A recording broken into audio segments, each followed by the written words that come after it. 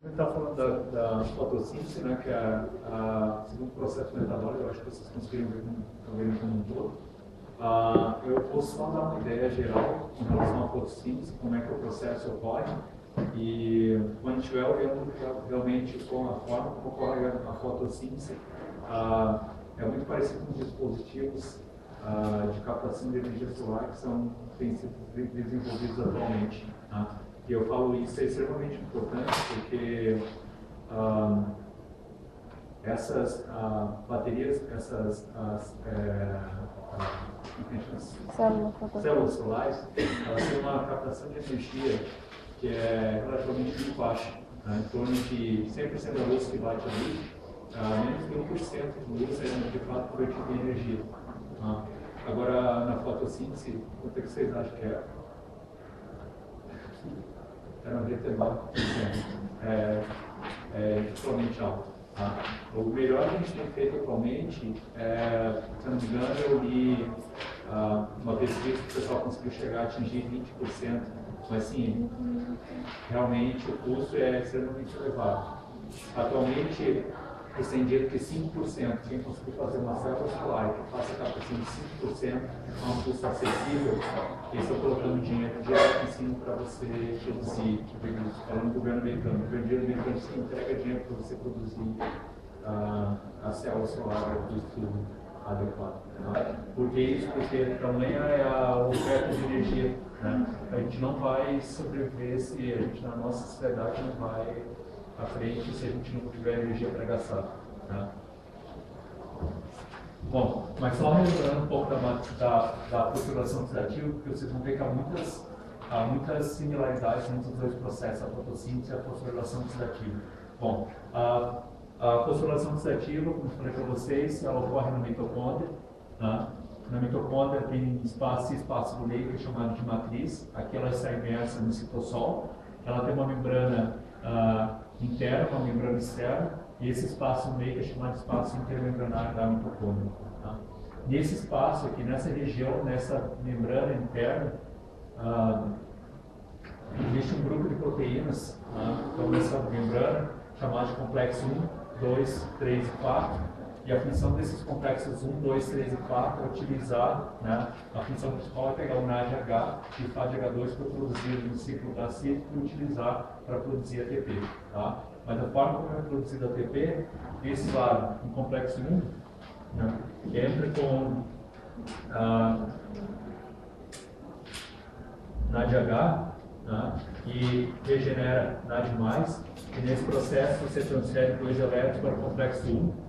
E esse complexo 1, logicamente, os 2 elétrons vão ficar no complexo 1, então eles vão ter que ser transferidos. E eles são transferidos para uma molécula, né, de ubiquinona. Né? Essa ubiquinona, né, essa molécula Q, ela vai de Q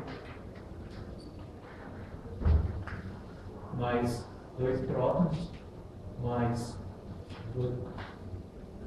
vai para QH2, né, com 2 elétrons que foram recebidos aqui. Tá legal? Então ela vai para aqui H2 e nesse processo o próton é bombeado para o espaço intermembranário. Ok? Bom, essa molécula, o complexo 2, o que ele faz? Ele pega FAD, H2, leva FAD e transforma também na mesma molécula de Q, né? São 2 elétrons, né? E converte uma molécula de Q em QH2. Tá? Bom, vê que agora tem o mesmo intermediário, né? Então não importa se a partir de FADH2 ou de NADH, eu chego ao QH2, né? Eu chego a ubiquinol, ok? Essa complexo 2, diferente do complexo 1, não há nenhuma transferência de próton para o lado certo. Tá legal?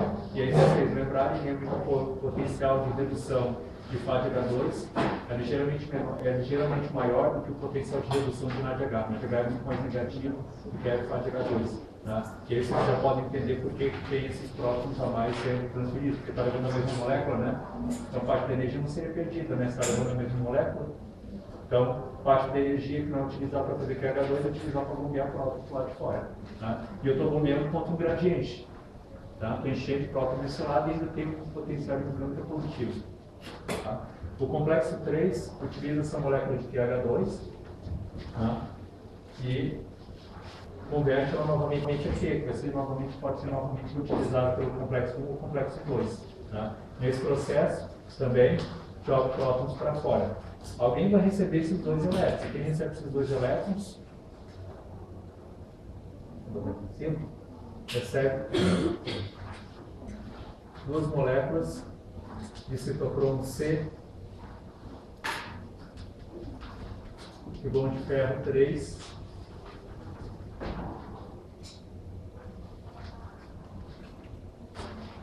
para citocromo C na sua forma reduzida. Okay?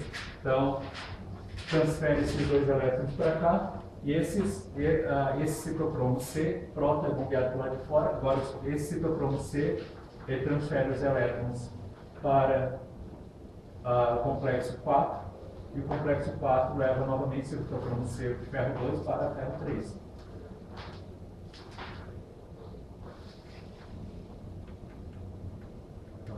E aí, onde é que vão os elétrons que foram transferidos para esse sistema?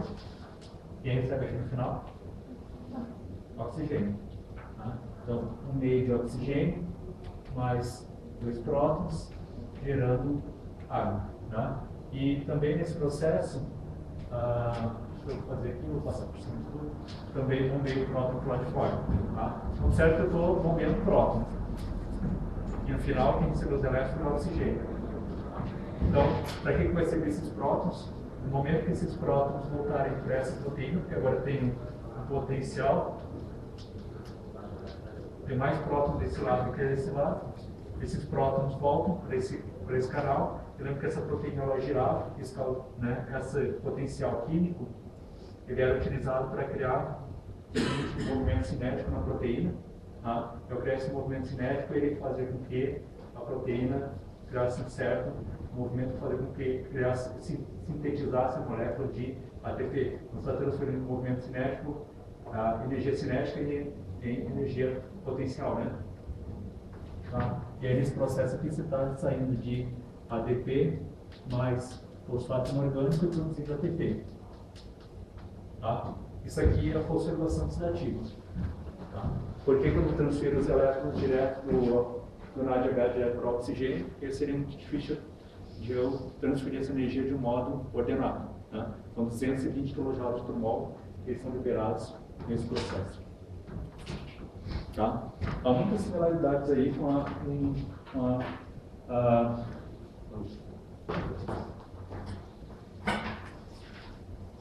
fotossíntese.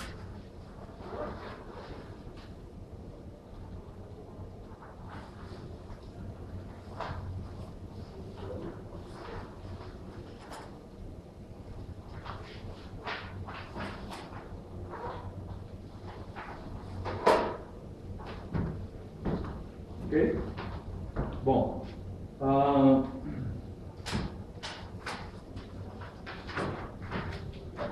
tá legal. Bom, a fotossíntese, uma das diferenças talvez fundamentais é que ela é o sentido contrário. Tá? Você entra com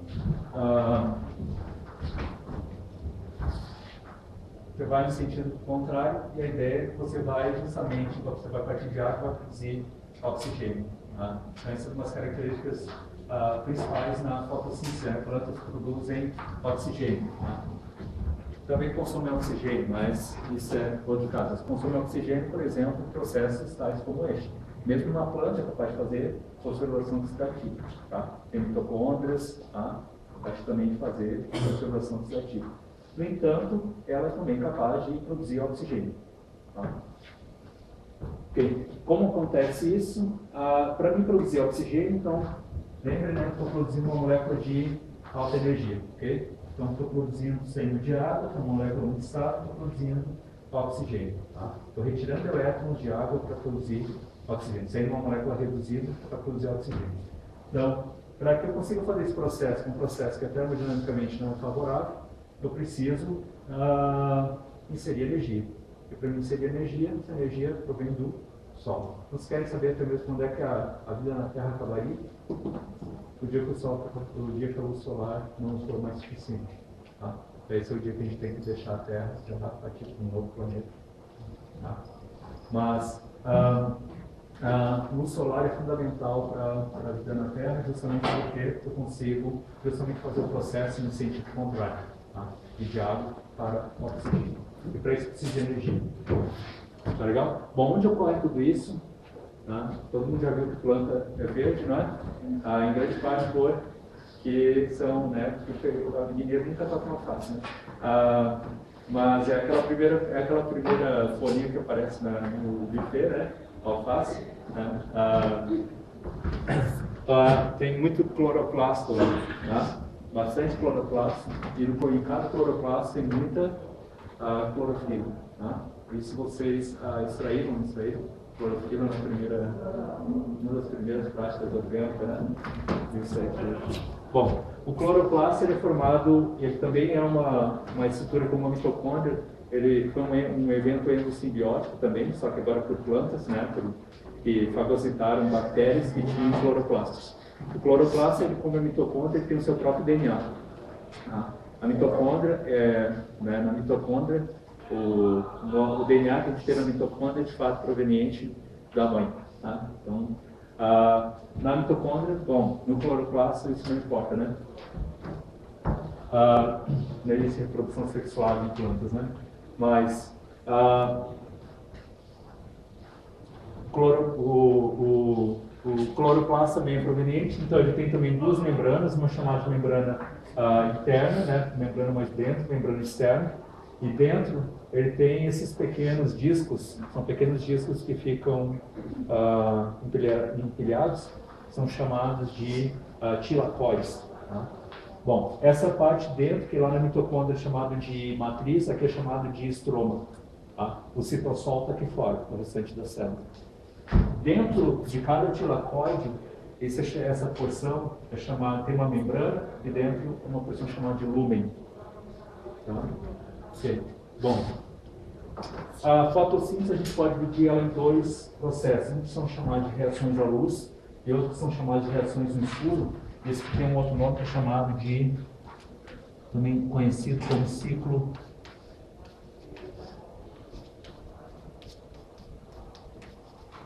de Calvin. Tá? Tem um vídeo no YouTube muito bonito sobre fotossíntese, o pessoal fez todo animado, bonitinho, 7 minutos, mostrando toda a fotossíntese ocorrendo. Muito, muito legal. Se tiverem um tempinho, assistirem no YouTube. É um vídeo bem legal sobre fotossíntese. Bom, a ideia da fotossíntese, das reações à luz, essa que eu vou estar falando para vocês, a reação de escuro, eu só levemente falar para vocês o que é isso. Mas nada mais você entra com, você tem também proteínas, né? E essas proteínas têm a habilidade, né, de remover quando elas são excitadas por luz. Ao serem excitadas por luz, passam no estado de maior energia. E ao estar nesse estado de maior energia, um elétron é impulsionado de uma água, né? 2 elétrons são impulsionados da água para formar oxigênio, né? E são impulsionados para essa proteína. Onde esses elétrons vão acabar nesse NADP. Tá? O processo é muito parecido. A única diferença é que aqui a gente está falando de NAD+. A única diferença entre NADP e NAD+, vocês lembram? É um grupo fosfato. As moléculas são muito parecidas. É que o processo ao contrário, né? A gente está pegando elétrons, agora tirando da água, colocando para o oxigênio, e quem vai receber os elétrons no final? O NAD+, e indo no sentido contrário também. Tá? Então, nesse processo, eu estava formando moléculas mais reduzidas, né? NADPH, tá? Vai receber esses elétrons, e formando oxigênio. Oxigênio é subproduto. É engraçado que a gente precisa deles e as plantas jogam fora, né? Tá. Bom, nesse processo, próton ele é impulsionado desse lado de fora, do estroma, para o lúmen.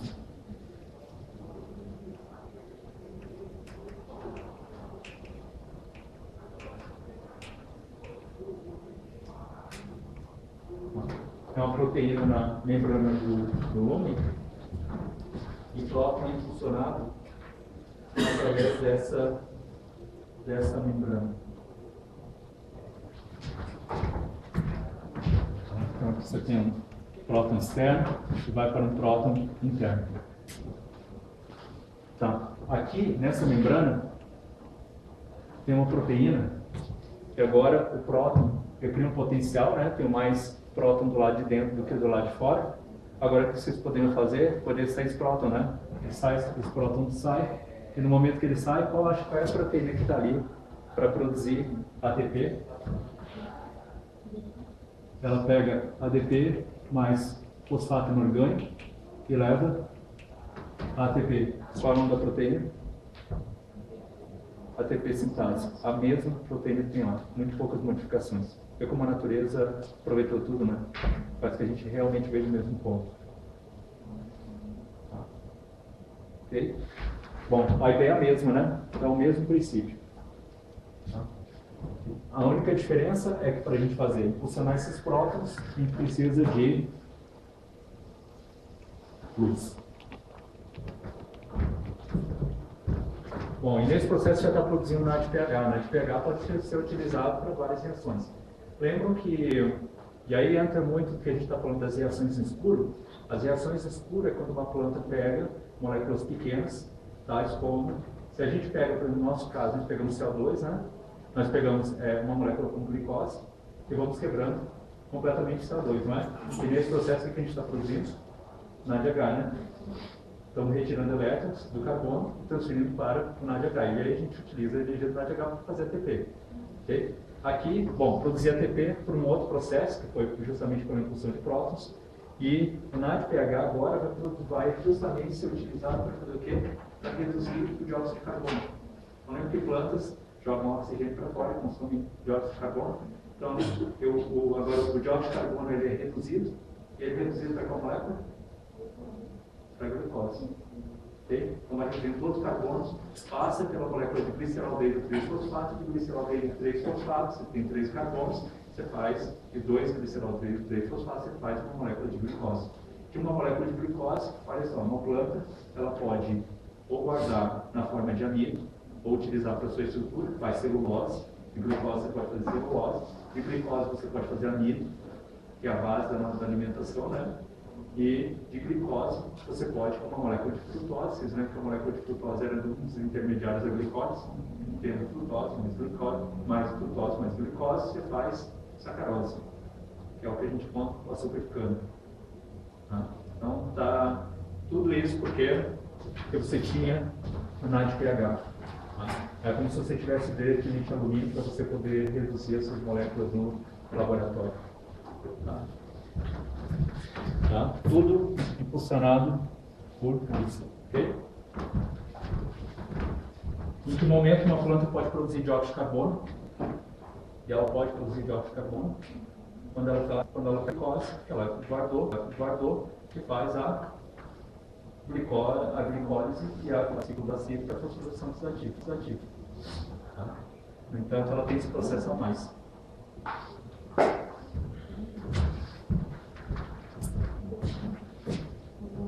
Ok.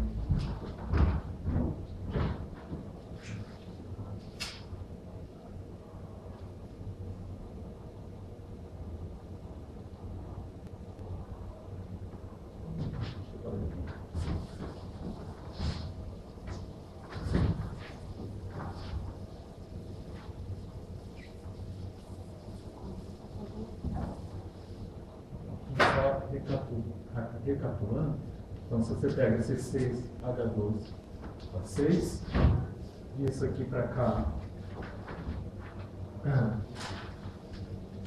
6 moléculas de CO2 mais 6 moléculas de água, mais energia. Isso é o que a gente chama de nosso metabolismo, né?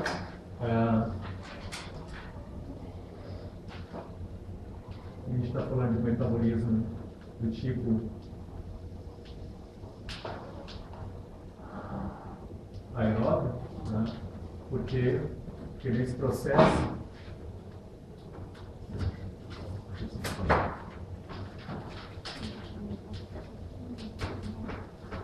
você precisa entrar com oxigênio, ok? Essa energia, como é que ela sai? Sai na forma de uma molécula de NADH, que é utilizada para produzir ATP. Tudo bem? Bom, eu posso, utilizando agora NADPH, esse é o ciclo de Calvin. Se eu utilizar NADPH, eu pego 6 moléculas de água mais 6 de CO2 e eu produzo uma molécula de glicose e oxigênio no processo. Tá? Isso que a gente conhece como fotossíntese. Então, fotossíntese são esses dois processos. Isso aqui é importante observar que a fotossíntese é um processo de em que a gente está formando moléculas mais reduzidas. Tá?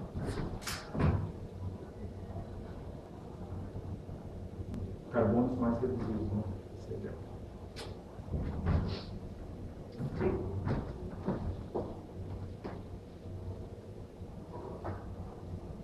Aqui está então só um desenho da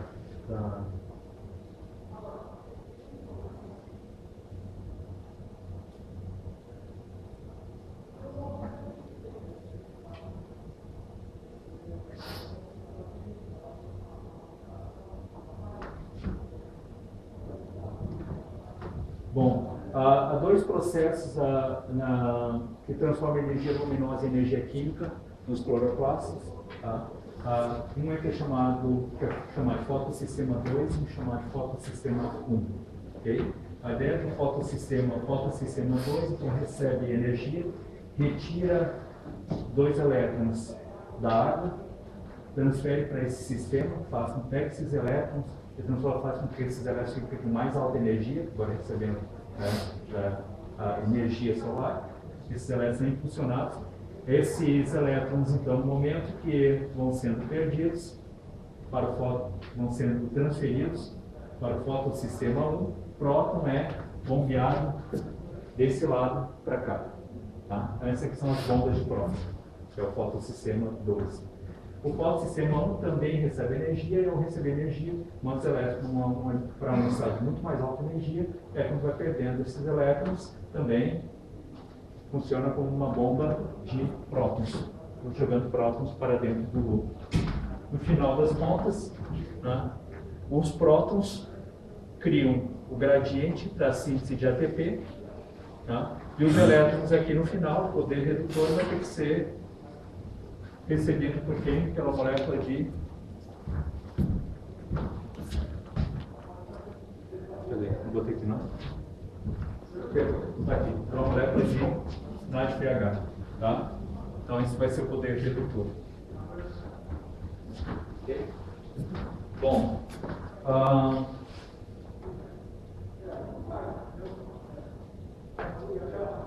nesse fotossistema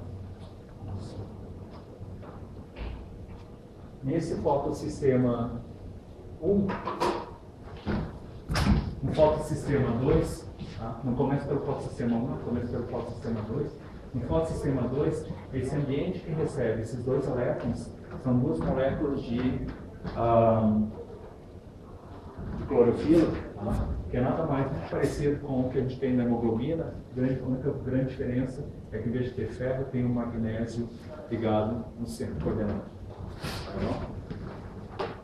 Bom, então aqui ela vai estar ligada a uma proteína gigantesca, de estrutura ainda não completamente conhecida, e esse é um espectro da clorofila. Tá? Então, aqui está o coeficiente de extinção, né? Coeficiente de extinção molar, vocês lembram disso? Não? Se eu pegar... Se não tiver espectroscopia, hein? Bom, essa aqui é uma cubeta, eu tenho um pouco de solução dentro dessa cubeta, e essa solução, ela é relativamente verde, no caso seria da clorofila, quando não precisa de um purificado não orgânico. Okay? Então, se eu passar luz através dessa amostra, uma luz de comprimento de onda X, a parte dessa luz vai ser filtrada, okay? A luz vai chegar aqui no detector, vai ser medida por esse detector. A luz pode chegar, ela pode ter um comprimento ligeiramente diferente do que foi recebido pela amostra. Tá? Então a amostra filtra parte dessa luz. Então você vê, de fato, é um gráfico que a gente chama de transmitância em função do comprimento de onda. Agora eu estou variando o comprimento de onda em função da transmitância. Se a amostra, se você estiver passando, por exemplo, uma luz branca, né, qual é um conjunto de várias luzes de diferentes comprimentos de onda, né? A amostra ela vai filtrar parte da luz. Então, se aqui eu tinha 100% de luz chegando ao detector, tá? Isso porque eu posso fazer comparar, tiro a amostra, eu sei que é 100% de luz chegando aqui. Se eu colocar a amostra, parte da luz é absorvida. E vai ser absorvida em quais comprimentos de onda? Vão ser absorvidos nos comprimentos de onda em que a amostra aqui tivesse as características necessárias para ser excitada. Os elétrons da amostra tivessem capacidade para ser excitados de uma orbital de mais baixa energia para de mais alta energia. Deixa eu ver se acho que eu vou clicar no próximo slide, depois eu vou colocar lá para mim. Então, aqui está. Então, no momento que essa energia passa pela amostra, os elétrons, tá, em um orbital que estão no estado fundamental são excitados por um orbital antiligante, né, um orbital de mais alta energia, um orbital LUGO, e formando esse que é chamado de estado excitado. Você tem uma separação dos elétrons em diferentes, desses dois elétrons em diferentes orbitais. Tudo bem? Então eu tenho aí um estado de mais alta energia. Então quando a gente passa a luz, a molécula é excitada, parte da luz é filtrada porque foi utilizado para esse processo de transferência desse elétron em um orbital de mais alta energia. Tudo bem? Então tá. Como isso é facilitado? Isso é muito facilitado sempre que você tem, quanto mais ressonância você tiver. Tá? Então quanto mais ressonância você tiver, menor é a frequência necessária da luz para que você consiga excitar esses elétrons. Então, se eu tiver muita ressonância, como a frequência ela é inversamente proporcional ao comprimento de onda, então, um comprimento de onda de 650, a frequência vai ser mais baixa do que seria aqui em torno de 400. Tá? Então, aqui em 400, falando de comprimento de onda, né? Aqui vai ser muito maior, então a frequência vai ser muito menor, né? Aqui a frequência vai ser muito maior, né? E o comprimento de onda, que é a diferença entre duas cristas, né? De ondas vai ser muito menor. Tudo bem? Tá. Essa é uma qualidade, né? Apenas em relação ao comprimento de onda. Então a amostra ela absorveu essa luz. Então, parte da luz, então aqui vamos dizer que aqui pode ser 10% da luz vai absorver. A gente não gosta de ver o gráfico dessa forma, a gente prefere mudar esse gráfico para absorvância em função do comprimento de onda. Existe um gráfico que vai aparecer dessa forma, mais ou menos com o mesmo, próximo do mesmo shape. A única diferença é que transmitância é uma escala linear e absorvância é uma escala logarítmica. Tá? Então, de fato, aqui seria menos log da transmitância. Tá. Então, esse menos log da transmitância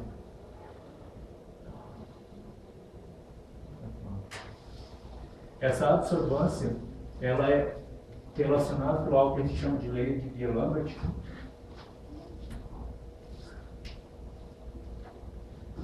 onde B é justamente o caminho óptico, quanto que a luz percorre através da amostra. Daqui até aqui, isso é B, quanto que a luz percorreu na amostra. C é a concentração da amostra.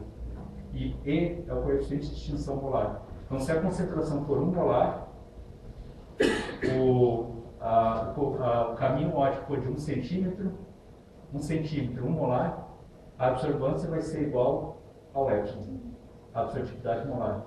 Então, isso significa que uma solução 1 molar de clorofila, né? 1 molar, uma cubeta de 1 centímetro de caminhótico, uma solução com 1 centímetro de caminhótico, vai ter uma absorvância de quase, sei lá, não tem escala aqui, mas aqui deve ser 0, sei lá, quase 10 na 5. Tá? Então seria realmente gigantesco. Nossos aparelhos a gente usualmente trabalha de 0 a 12. Tá? Então a gente teria que trabalhar com uma solução muito mais diluída que o molar, para que a gente conseguisse um espectro como esse no aparelho.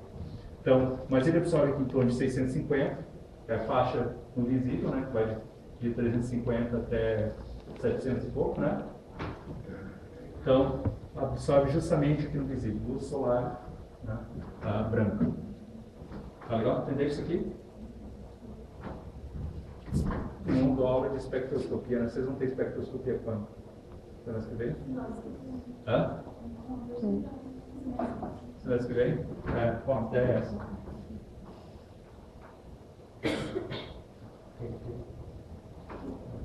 Bom, então aqui em 650 nanômetros, parte dessa luz, então essa amostra, a clorofila, ela é capaz de, se eu passar a luz branca na clorofila, ela não vai filtrar nada dessa luz e vai filtrar somente o que tiver nesse comprimento de onda. Tá? Então, na verdade, essa é a forma como a gente vê o mundo, né? Porque o mundo, para a gente, na verdade, a gente não vê de fato a cor real. A gente sempre vê o negativo da cor. Né? Então, se você tiver...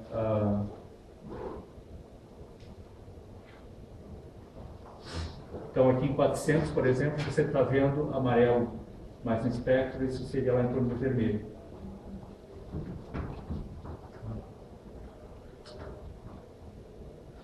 Ok, bom.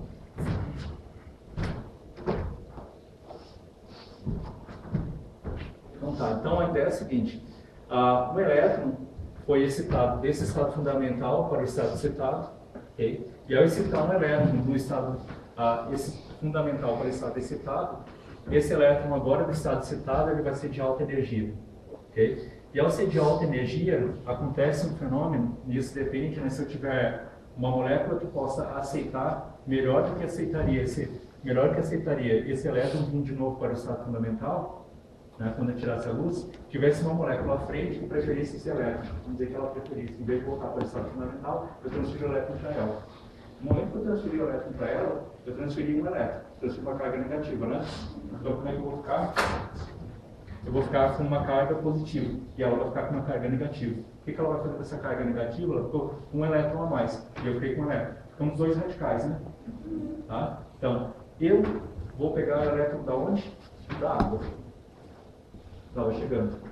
Né? Peguei o elétron da água e eu vou tirar os dois elétrons da água. Vou tirar um elétron de cada vez da água para eu produzir oxigênio.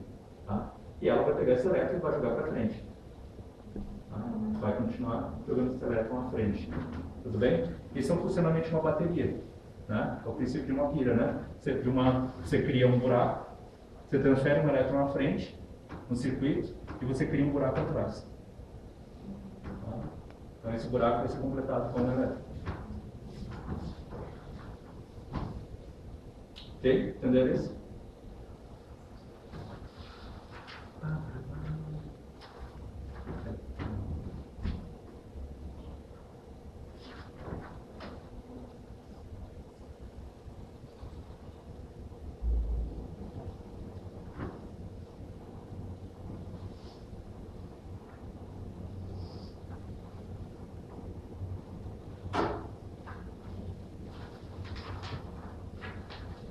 Então, nesse fotossistema 2,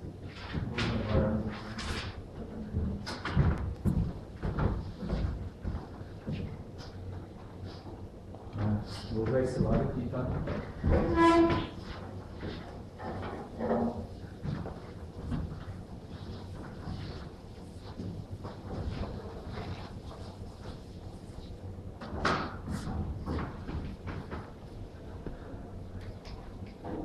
Eu tinha uma molécula de clorofila no fotossistema 1 que recebia luz, HNI, ok?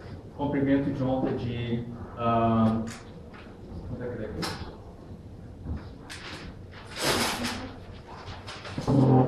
em torno de 670 nanômetros.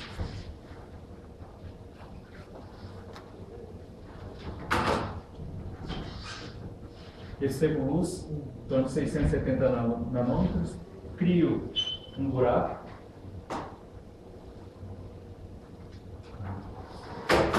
Um elétron é excitado da clorofila, é excitado por um orbital antiligando. Esse elétron é transferido à frente para demais em outros sistemas, em outros aceptores no fotossistema 2. E agora a clorofila recebe um elétron da água, okay, para formar oxigênio. Então ela vai para um estado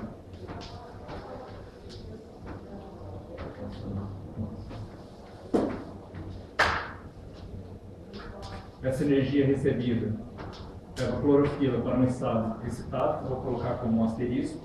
Okay? Parte desses elétrons, então, nesse que é chamado de fotossistema 2.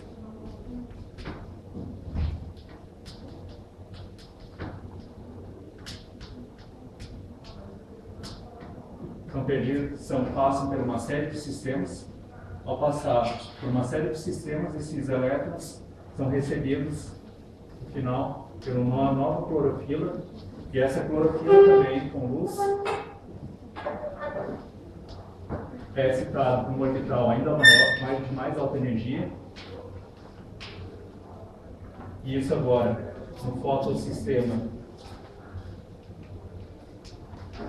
1, e esses elétrons também são perdidos, passam por uma série de sistemas, e no final quem recebe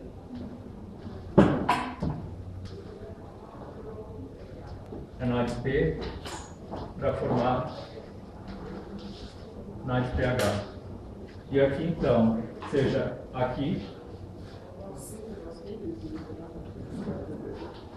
ou aqui você tem um fluxo de próton do lado interno para o lado externo.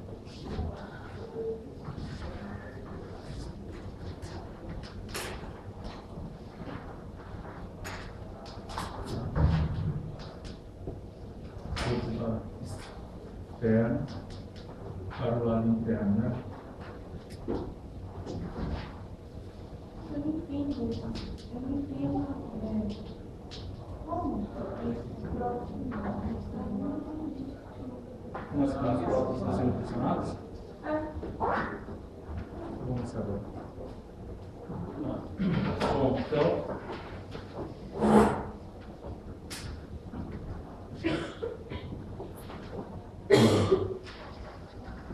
Nesse sistema, o fotossistema 2 recebe os elétrons. No fotossistema 2, esses elétrons são impulsionados somente aqui, ó, se eu pegar dois prótons, se eu pegar a molécula de água aqui levando para o oxigênio, eu já vou estar liberando 2 prótons, né? 2H+, né? Então só eu estou colocando 2 prótons. Então, outros prótons são justamente bombeados através desse sistema desse fotossistema, são bombeados aqui para dentro do flume da última corte. Bom, aí os elétrons são levados para esse sistema, um sistema que é chamado de, para o fotossistema, para o citocromo, que é chamado de citocromo BF. Citocromo BF carrega esses elétrons, porque os fotossistemas 1 e 2 são complexos proteicos gigantescos, tais como nos primeiros, tais como lá na fosforilação oxidativa. Então lá na fosforilação oxidativa eu tinha o biquinona, que era para o biquinol, né? O biquinona, que são biquinona, e tinha o citocromo C, que podiam levar esses elétrons de um sistema ao outro. Aqui da mesma forma, eu tenho um citocromo chamado citocromo BF, que leva os elétrons do fotossistema 2 para o fotossistema 1. Ao levar para o fotossistema 1, os elétrons são, no final das contas, transferidos para o NADP, e prótons também são impulsionados daqui para cá. Tá? Bom, eu não vou mostrar todo o sistema passo a passo, onde é que consegue os prótons, porque senão daí a gente vai muito mais longe de umas 2 horas para isso. Mas, então aqui o que recebe esses prótons, esses elétrons da água no fotossistema 2, tá? É um complexo de manganês, tá? Cheio de átomos de manganês, são 4 átomos de manganês, e recebem os elétrons da molécula de água e transferem esses elétrons para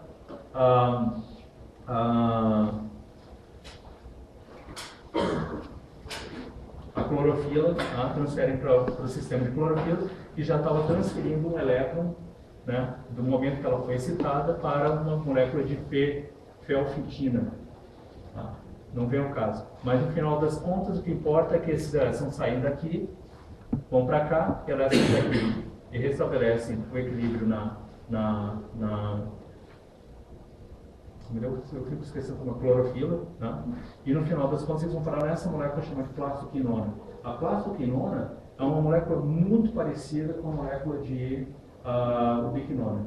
Tá? Ela é igual, tá? Bem parecida com praticamente igual. Leva para a plastoquinona. E a plastoquinona agora que vai transferir esses elétrons à frente, tá? Para carregar esses elétrons.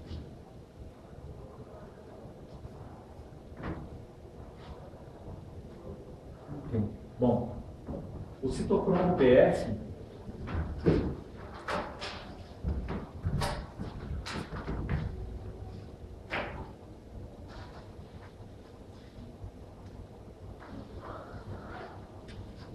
então aqui está. Então a plastoquinona vai para uma plastoquinona reduzida.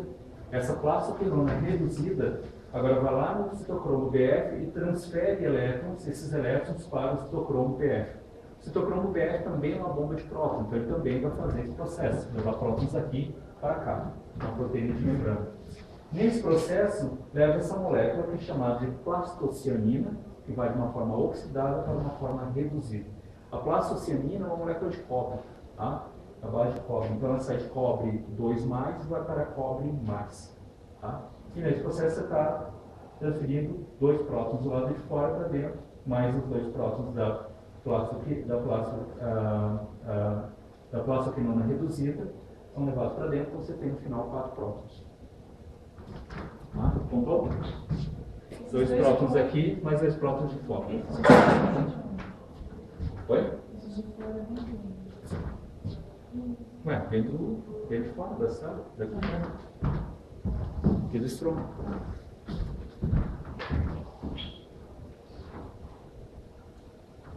Bom, daí a plastocianina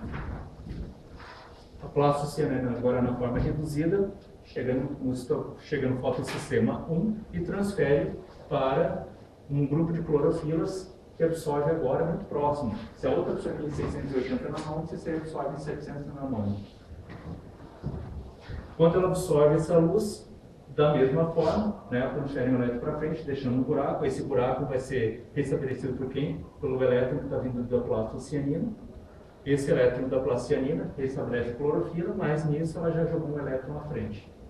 Jogou um elétron à frente para uma clorofila chamada de clorofila zero. Essa clorofila zero joga com uma quinona, um sistema de 3 sistemas de ferro e enxofre, muito similares àqueles que a gente havia visto lá na fosforilação oxidativa, e lá no final, uma molécula de ferridoxina, percebe? A ferridoxina, como diz, é a base de ferro. Então ela sai de ferro de 3 e vai para ferro 2. Tá? Então, estou formando apenas uma molécula mais reduzida.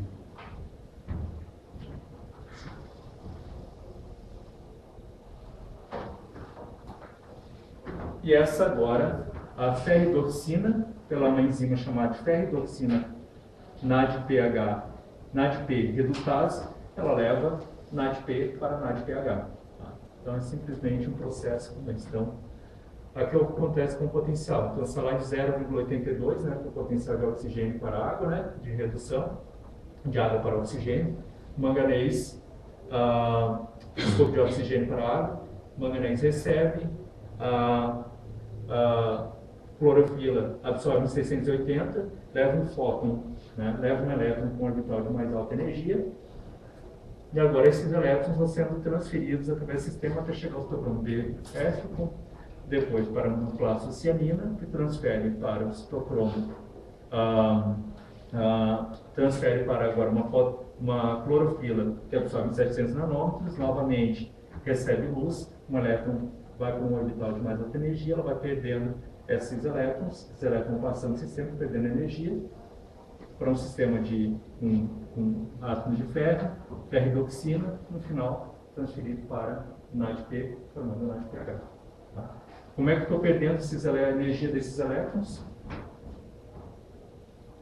Da luz? O que eu estou fazendo lá? Não estou impulsionando o próton para dentro de uma membrana? Tá? Então essa é a forma como a energia está sendo transferida. Se você entrar com luz, e você não utilizar nada, você chegar no final, se eu pegar a água daqui e transferir elétrons da água para o NADP, eu não vou fazer nada, né? Se eu pegar e misturar na água com o NADP, eu vou só misturar água com o NADP. Eu não vou conseguir reduzir o NADP. O que eu preciso colocar? Energia. A energia vem de onde? Da luz solar. Então, essa energia que vem da luz solar não é o exato para você reduzir oxigênio, água, levar água para o oxigênio e reduzir o NADP para o NADPH. Então, vem um pouco a mais de energia. Esse pouco a mais de energia é utilizado para quê? Impulsionar o próton através da membrana, do lado externo para dentro do tilacoide.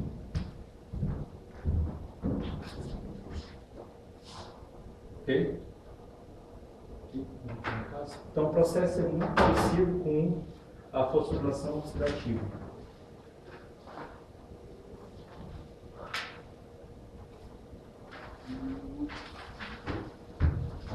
Então, na fosforilação oxidativa, elétrons agora são transferidos do NADH para o complexo 1. O complexo 1 impulsiona prótons para o lado de fora. O complexo 2 faz isso para a FAD. FAD vai para FADH2 vai para a FAD. E a molécula de ubiquinona leva para o ubiquinol. O ubiquinol agora transfere a energia, transfere esses elétrons para o complexo 2. Prótons são impulsionados à medida que os elétrons passam através do sistema. Tá? E ele vai de citocromo C oxidado para citocromo C reduzido ao receber esses elétrons do ubiquinol. O ubiquinol voltou para a ubiquinona, citocromo C agora reduzido transfere para o complexo 4. Transferir os elétrons para o complexo 4, à medida que os elétrons vão perdendo energia nesse sistema, prótons são impulsionados para o lado de fora. Quem recebe os elétrons? Oxigênio, que vai para uma molécula de ar. Os prótons, a maior concentração de prótons que foi gerada agora no espaço intermembranar, no momento que retornar pela enzima ATP sintase, eu sintetizo ADP, de ADP mais fosfato inorgânico, eu consigo sintetizar ATP. Aqui, eu tenho um espaço tilacoide, esse é o tilacoide, né? Ou o lume, né? O lume. Aqui está o lado de fora, o estroma, seria toda essa parte de fora do cloroplasto. O próton agora vai ser impulsionado para dentro do lume. Então, no momento que o fotossistema 1 recebe energia, né, solar, elétrons são impulsionados para orbitais antiligantes. Um elétron é levado à frente, criando um buraco. Esse buraco que foi criado retira oxigênio, retira elétrons da água para reestabelecer, né, o buraco, para que ele novamente fique neutro. Vai para o oxigênio, o elétron que foi para um orbital antiligante, né, de mais alta energia, vai à frente. E ele fica de mais alta energia. Por quê? Porque recebeu energia solar. Tá? Então, esse elétron agora reduz a plastoquinona para uma plastoquinona reduzida. A plastoquinona reduzida agora transfere para o citocromo BF. O citocromo BF transfere novamente, restabelece a plastoquinona, porque esses elétrons são transferidos para esse sistema, e depois esses elétrons são transferidos para essa molécula chamada plastocianina, que vai de uma forma oxidada para uma forma reduzida. Nesses dois processos, nada mais utilizando a energia de passagem desses elétrons para impulsionar prótons para dentro do lume, tá? Para dentro do tilacoide. A plastocianina reduzida transfere agora esses prótons para o fotossistema 2 e vai para uma forma oxidada. o fotossistema 2 e recebeu também energia, os elétrons vão ficar de mais alta energia, no momento que eles ficam de mais alta energia, eles vão agora sendo transferidos através do sistema próton e vão sendo transferidos através do sistema até chegar ao NADQ, que é reduzido a NADPH. Tá? Nesse processo, você está jogando próton aqui para dentro, né? No momento que eu joguei próton aqui para dentro, deu mais próton do lado de dentro, criei um potencial químico. Quando esse próton sair pela ATP sinfase, eu gero de ADP mais fosfato inorgânico, eu gero ATP. Tá? É simplesmente o sentido contrário da fosforilação oxidativa. Não é o fotossistema 2, não? Desculpa, eu falei 1 ou 2? 2, desculpa. 2 e 1. Tá? Esse experimento, como é que ele descobriu que isso aqui existia? Como é que ele só descobriu? Eles pegaram o cientista, o famoso, na década de 60, 66, ele pegou os tilacoides, ele pegou um cloroplasto, conseguiu abrir um cloroplasto, pegou os tilacoides, e pegou os tilacoides e colocou uma solução tampão de pH4 e deixou equilibrar. No momento que ele deixou equilibrar, o tilacoide começou, prótons ficaram aqui dentro e do lado de fora, ficou com pH igual a 4. Okay? No momento, então, depois ele pegou, retirou essa solução do lado de fora e adicionou uma solução de pH 8. A solução de pH 8, um pH mais elevado que de dentro, o que vai acontecer? Teria que novamente reequilibrar. Né? No entanto, o próton não passa através da membrana, ele tinha que passar através de uma proteína. Né? E o que ele queria testar é se, fazendo esse processo, ele conseguia sintetizar ATP. Então ele adicionou ADP e fosfato inorgânico na solução. Para surpresa dele, o que aconteceu? Surpresa não, porque ele já sabia que, ele pensou no experimento, né, começou a sintetizar ATP. Né? Porque aqui estava o pH 4 e aqui estava o pH 8. Então o próton estava saindo de dentro do tilacoide. Okay. Então, a gente podia resolver alguns exercícios da lista. Tá? Quero que vocês entendam, na verdade, é o princípio geral da técnica, tá? Que é justamente o contrário.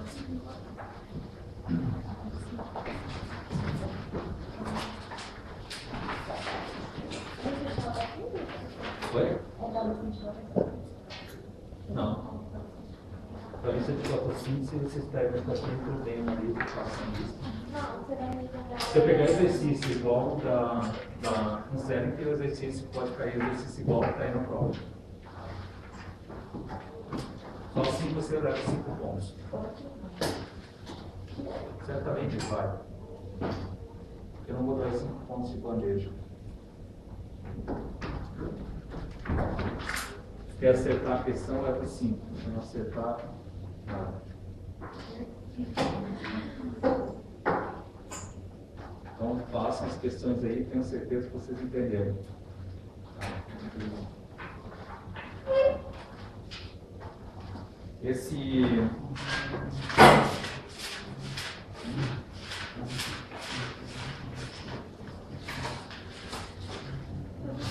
Não copiem o exercício no livro, tá? Tentem entender o que vocês estão fazendo. Pode falar.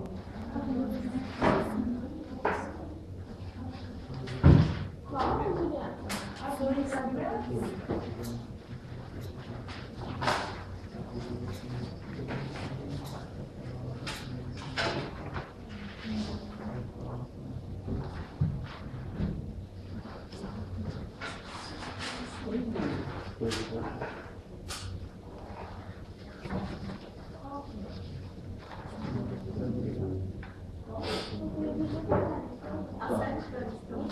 A 5, né? A infusão intravenosa de frutose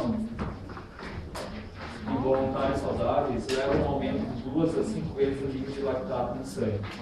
Um aumento bem maior do que o observado após a infusão da mesma quantidade de glicose. Bom, lê a questão aí que eu acho que é. Então senta com alguém aí, porque se vocês não conseguirem entender o que eu estou falando, estão pensando mais devagar, vocês precisam ler. É risco 2? Glicose. É oxidação que eu não. Né? Você está fazendo isso, né? Nossa disciplina. A infusão intravenosa de frutose em voluntários saudáveis leva a um aumento de 2 a 5 vezes o nível de lactato no sangue. Um aumento bem maior do que o observado após a infusão da mesma quantidade de glicose. A glicose é a primeiro composto da via da glicose, não é? Onde aparece a frutose? Mais à frente, não é? Não é no momento que a glicose não é convertida a frutose. No momento que ela foi convertida a frutose, no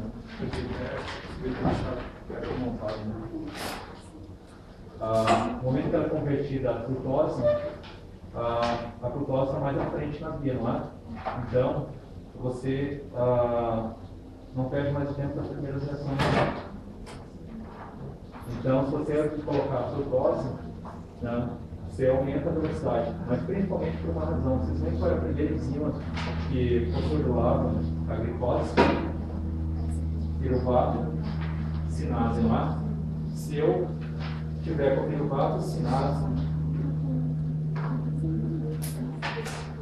Essa aqui acho que não é com isso. Essa aqui é uma de glicose.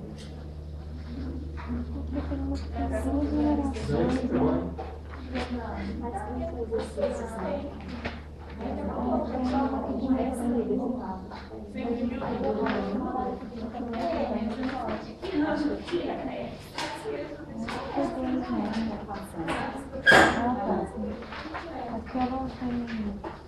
pronto, daí eu não sei fazer para vocês. Se eu for fazer exercício lá, dizer um livro texto, não vai ser um livro texto vai cumprir, sei lá, então, eu estou fazendo minha parte, entendeu?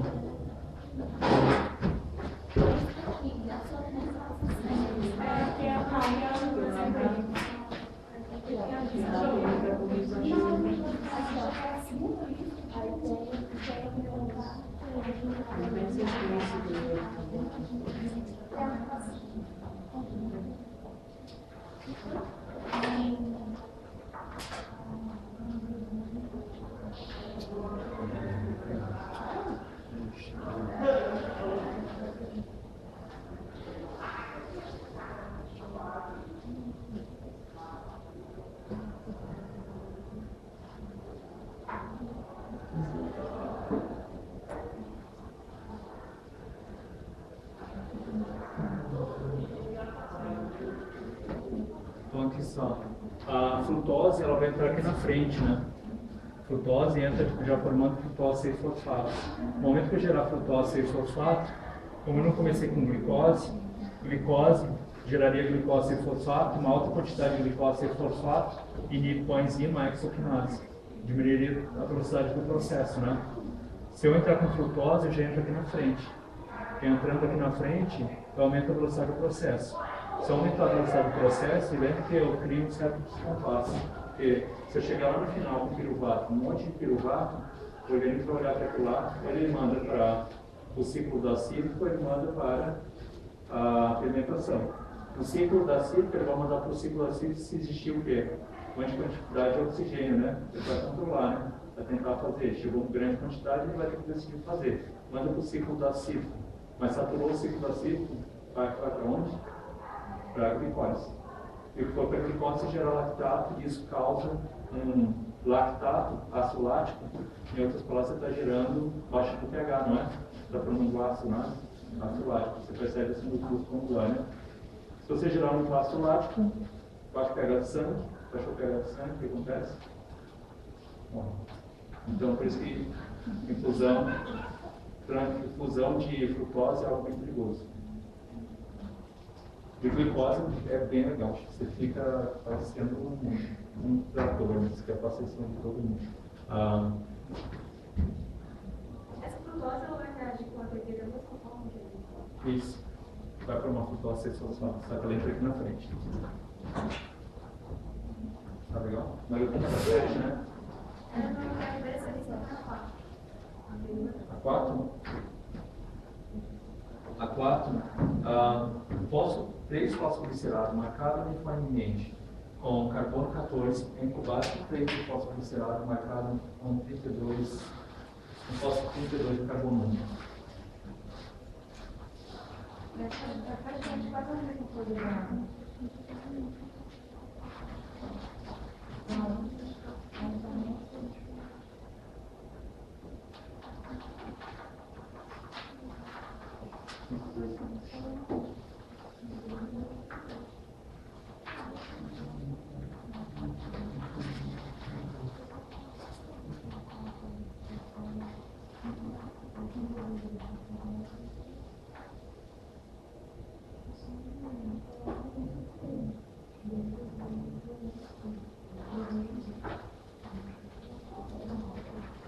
Não veio não veio essa parte. É que existe uma reação partindo de 3 fosfoglicerato, mais um 3 de fosfoglicerato, que geraria 2 3 de fosfoglicerato. Isso aqui eu acho que não dei para vocês. Não, eu não dei isso não para vocês. Pode cortar isso aqui. Agora vocês cortem, tá?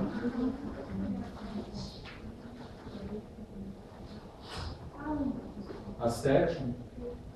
Preveja o efeito da mutação do resíduo catalítico de cisteína no sítio ativo da gliceraldeído trisulfato hidrogenado por um resíduo de cisteína. Então, gliceraldeído trisulfato hidrogenado. Ele está dizendo o seguinte: peguei essa cisteína, essa questão 7, e troquei por um grupo H. O que acontece? Vai ser fácil de eu transferir esse próton, esse hidreto. Tá? Atualmente não vai ficar muito fácil, mas pior ainda, tenha mais um clorofílico. Não, aqui não cabe.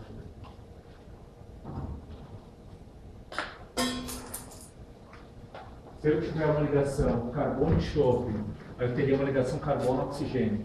Okay? Qual deles é mais eletronegativo? Oxigênio, né? Tá? Então a ligação estaria muito mais curta aqui, né? Então esse par de elétrons, esses elétrons não ficariam tanto nessa ligação, vocês não ficariam tão disponíveis que vão ser transferidos como no direito.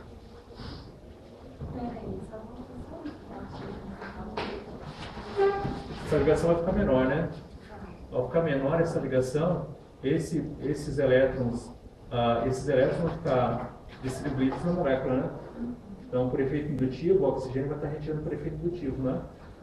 Então, se retirar por efeito indutivo, os elétrons daqui vão estar menos disponíveis, né? Mas lembre que isso aqui está sendo transferido, você tem um H+, está sendo transferido como um H menos, né? Como um hidreto. Então, se você tiver menos densidade eletrônica aqui, menor vai ser a probabilidade desse próton, desse hidreto ser transferido. Okay? Agora, se eu colocar enxofre, a ligação é muito mais longa, né? Ficando muito mais longo, esses elétrons vão ficar muito mais disponíveis. Né? Porque o efeito indutivo vai ser muito menor. Tá legal? Vou ter a 1, né? Você falou? A 1 de Paulista? Pode pegar isso? Pode. Eu só não entendi a 12. Por quê? Não entendi. Escreva a equação balanceada para a transformação de glicose marcada. Calcule a variação de energia líquida dessa reação usando os dados da tabela 2, que acontece para fazer é de menos 25 quilocalorias por quilograma por mol para a reação.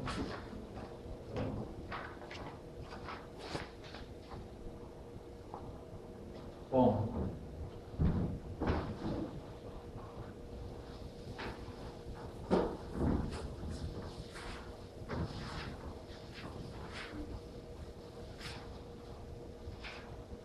Está falando o seguinte: eu quero de glicose.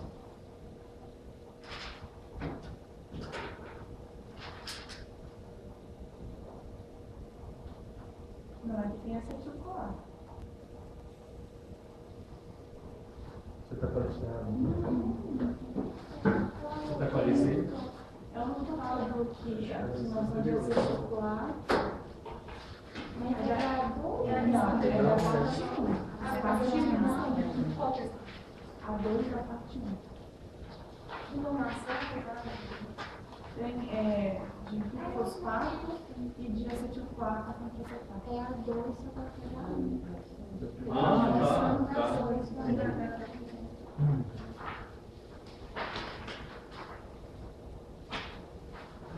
Tem informação nos dados agora que eu vi. Tem informação nos dados de ΔG no tabelão, fornece quanto a relação entre a velocidade de cloro e o fosfato do acetil-CoA. ΔG de equilíbrio, qual é a relação? Tá, não tem relação. Não é? A resposta é o que é? existe nenhuma informação vai mudar com relação à velocidade do hidróxido de pirofosfato e do acetilfosfato? Nenhuma. Essa é a resposta. Mas deixa alguém perguntar isso para você. Você dizer que não é nenhuma. Tem que saber dizer que é nenhuma. Tá? Se a pessoa chegar e falar para você, ΔG, você tem um ΔG de equilíbrio aqui para você, chegou o ΔG padrão, calcular a velocidade da reação, vai ter que dizer para ela. Não dá, tem jeito. Tá? E nem que a pessoa te disser, eu estou essa solução molar e preparo uma solução 2 molar. Não sei que você evapora solvente, né?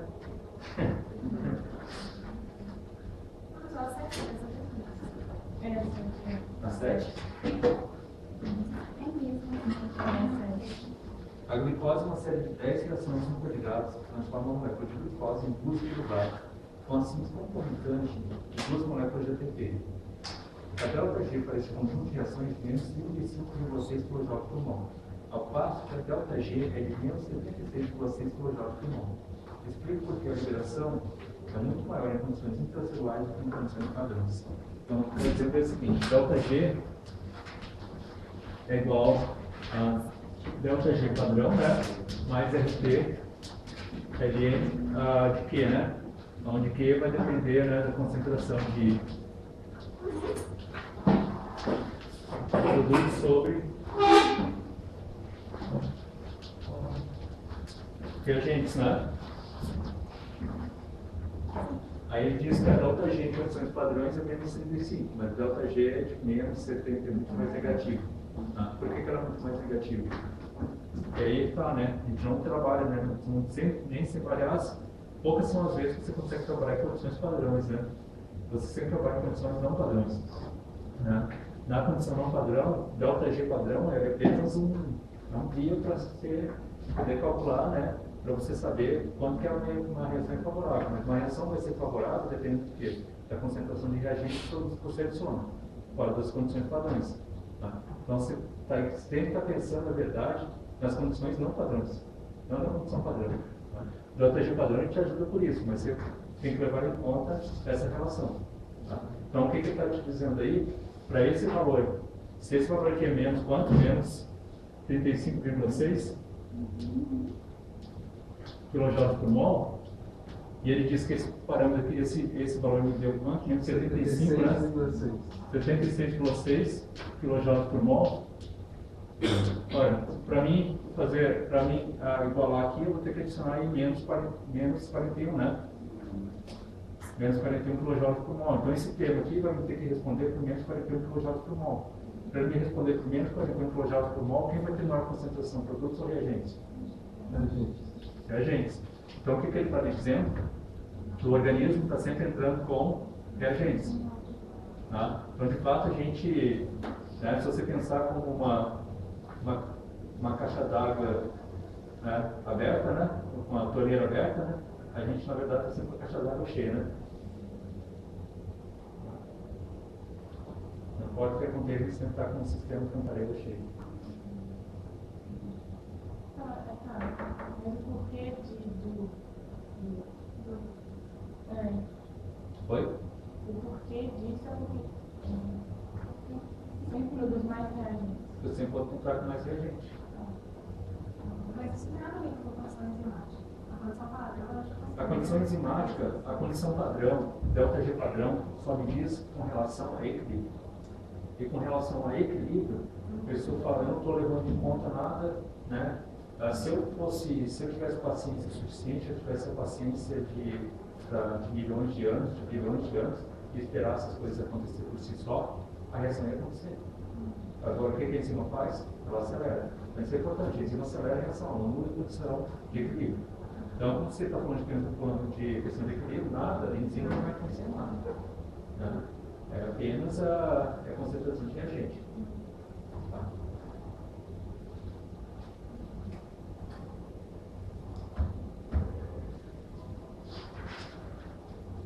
Ok? Vocês são questões boas. Tipo de questão que eu gosto. Você pode analisar, pode entender o que você está falando. A segunda parte da norma é o mesmo.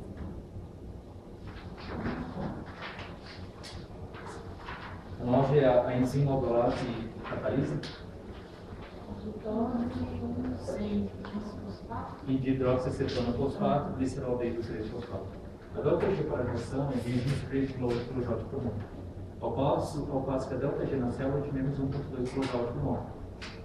Calcule a proporção de reagentes em relação ao fluxo em condições de equilíbrio e nas intracelulares. Né? Utilizando estes resultados, explica como a reação pode ser endergônica em condições quadrantes e exergônica em condições intracelulares. Então, se você vai calcular a constante de equilíbrio, né, lembra que isso aqui está falando Mn, isso aqui na verdade produz isso aqui é Q, né? Produz sobre reagência. Então, se você estiver falando de constante de equilíbrio, né, você está considerando que ΔG é igual a zero, né? Então, ΔG padrão vai ser igual a quê? A menos RT, Ln da constante de equilíbrio, né? Então, daqui você pode calcular a constante de equilíbrio, não pode? Se você tem ΔG. Qual ΔG você vai usar? ΔG padrão em condições de equilíbrio, quando ΔG é igual a zero. Mas se você tiver condições intracelulares, onde a condição padrão ela não ocorre, né? Então, seu ΔG vai ser de quanto aqui? Menos 1,2, né? Então, você vai ter uma condição fora do equilíbrio. Então, você vai ter muito mais reagente do que produto. Então, você pode calcular quanto você vai ter mais de reagente em relação ao produto, né? Vai te dar essa relação sim. O que? A última frase. Você tem o ΔG menos 1,2, não é? Ok? Você tem esse aqui menos 1,2, mais alguma coisa, então você vai ter a contribuição desse termo, né? Então, o que ele está lhe dizendo? Se está menos 1,2, significa que tem muito mais reagente em relação a produtos. Bem? Mais algum?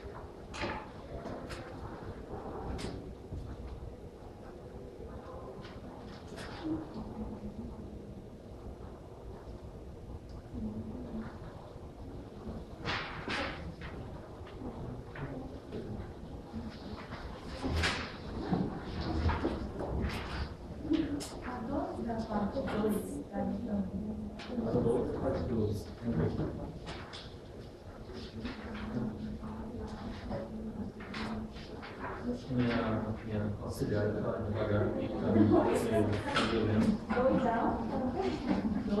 Você não é rápido, isso está difícil aqui. 2 a parte 2. Tá. 2 a parte 2 é isso aí. Ela botou na página errada. É. Glicose. A 2, né? É aquela. Escreve a equação? Balanceada para a transformação de glicose a lactato? É. Ah, tá. E aqui, então, calcule a variação padrão de digerível dessa reação usando os dados da tabela 2 e considere que o ΔG padrão é de menos 25,1 kJ por mol para a reação piruvato, misturando de H, mas mais lactato, mais limões.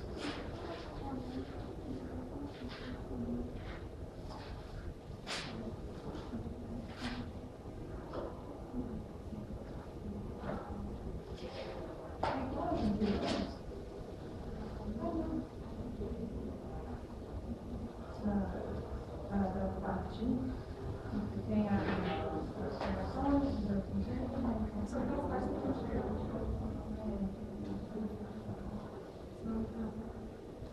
Ah, tá.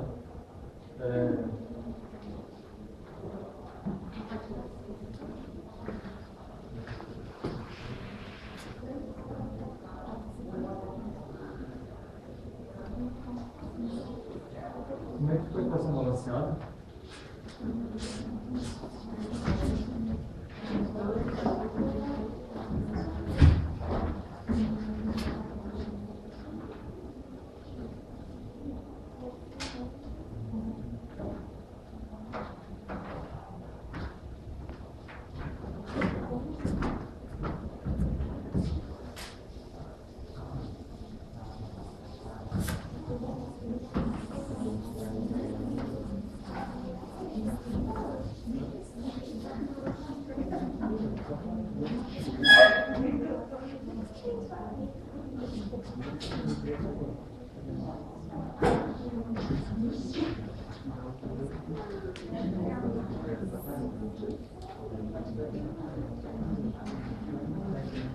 Bom, entrou a glicose.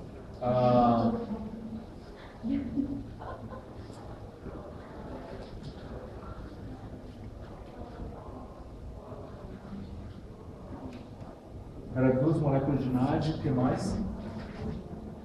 Vocês somaram tudo aí? Não, é ADP. 2 ADP. Mais 2 ADP. Ué, mas eu não tô. Ah, lactato.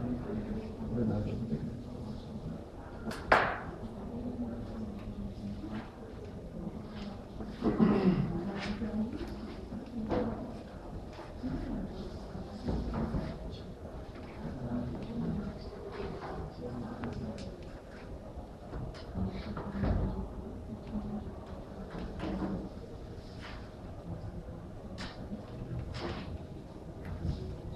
Isso aí, né?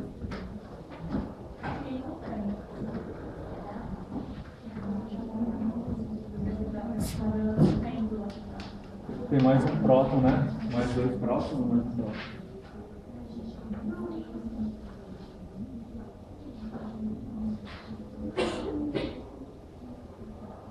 Mais 2 prótons.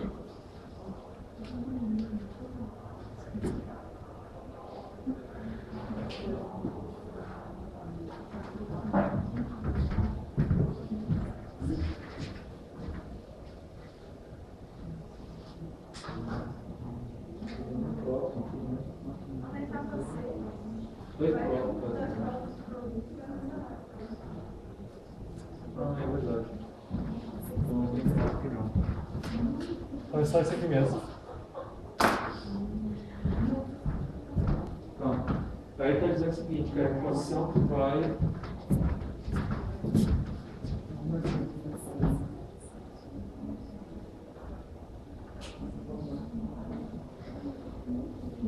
Quanto é que deu o delta G total?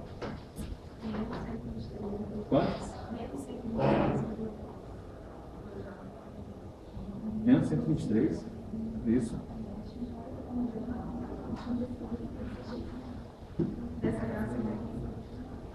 Qual? Ah, tá. Menos 123,2.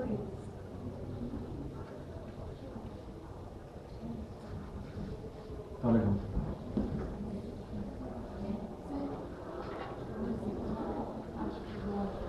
Aí o outro você está indo de piruvato.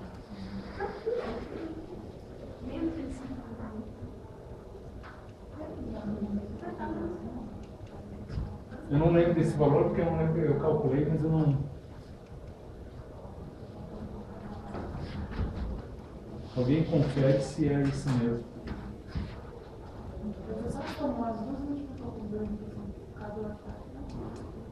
A partir da etapa 6, porque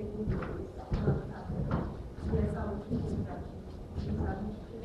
Tá certo, a partir da 6, né?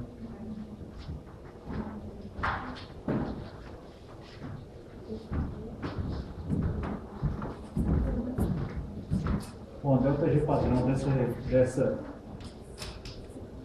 é de menos 25,1 kJ por mol.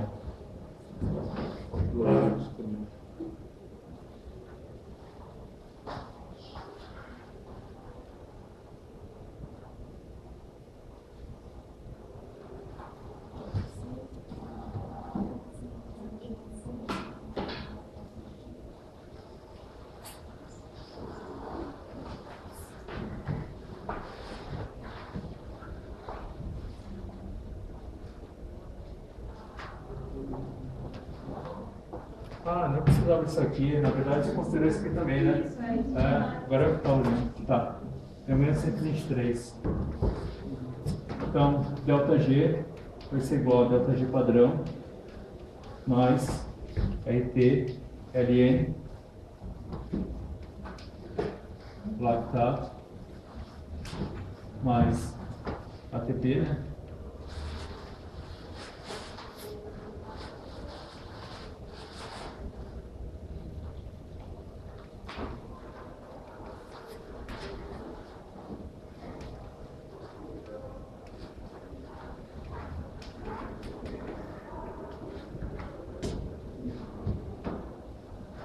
Ok? Vocês têm a concentração, não tem? O que vocês vão fazer agora?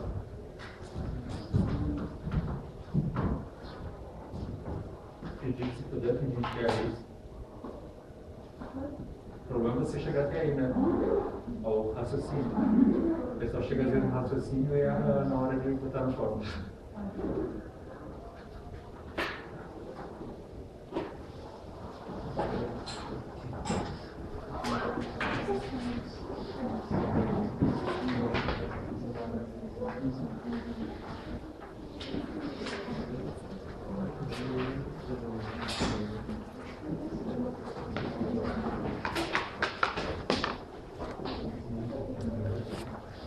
Eu não lembro o que é que você vai dar.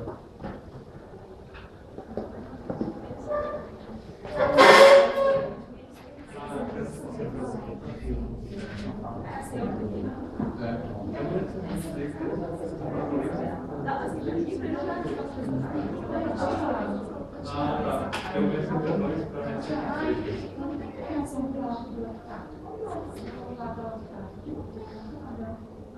mas ali embaixo deu para você.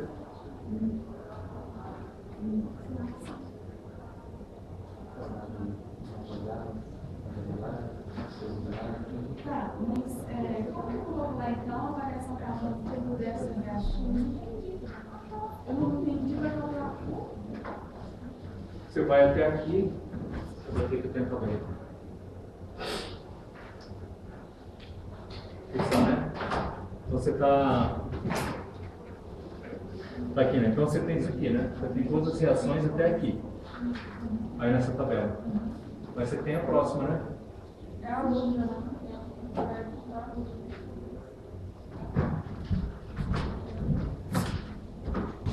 Foi, não entendi. Eu acho que a gente vai essa aqui, ó.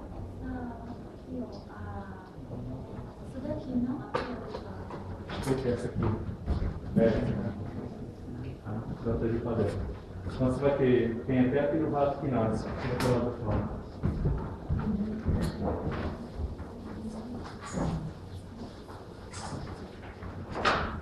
Então você tinha cisomato de cloriva da glicose, mais duas moléculas de NAD, mais duas moléculas de ADP, mais 2 fosfato inorgânico, esqueci de um próton, mais 2 prótons, né?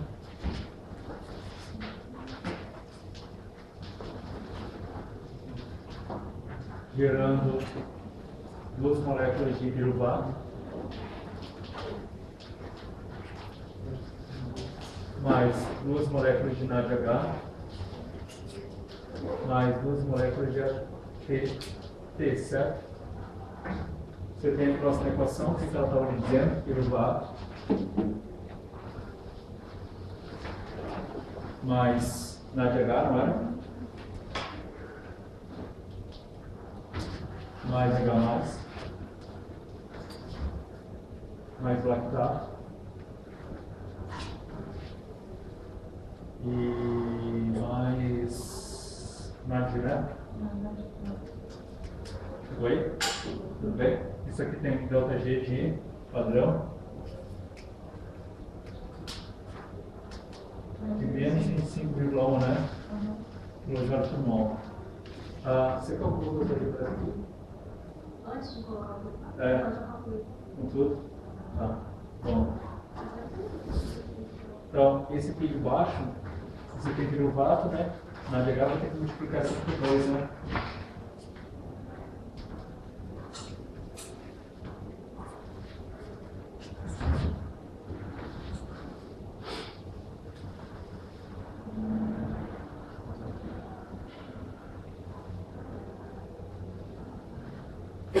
Achando que esse próprio não tinha não.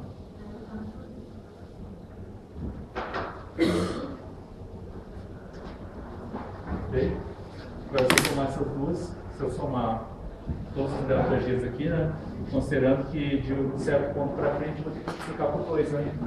Eu tenho quantas moléculas de glicerol dentro do trifosfato? 2, né? Então, daqui para frente, das 6 para frente, Eu vou estar trabalhando sempre com duas moléculas. Então, cada ΔG, cada uma dessas reações, eu vou ter que multiplicar por 2, né? Então, está.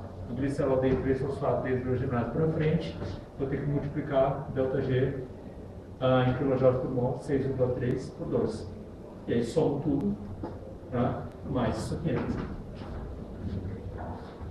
Bom, piruvato, pode ser piruvato, NADH com NADH, NAD mais com NAD mais. Aí eu vou ficar com a equação, vai ficar glicose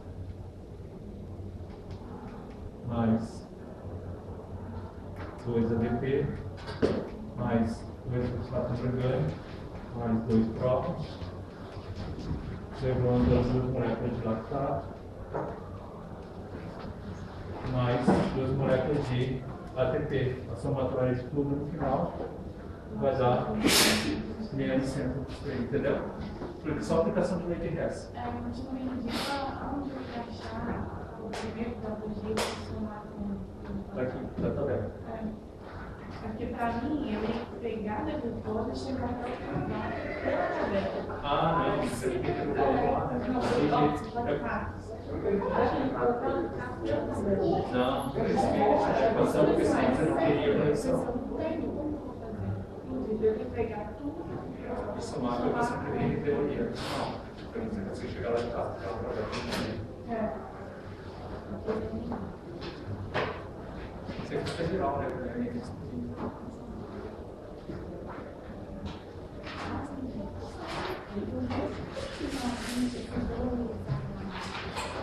Então, eu tenho que dar uma conta agora eu não lembro quem. Eu acho que o melhor é que vai estar bom.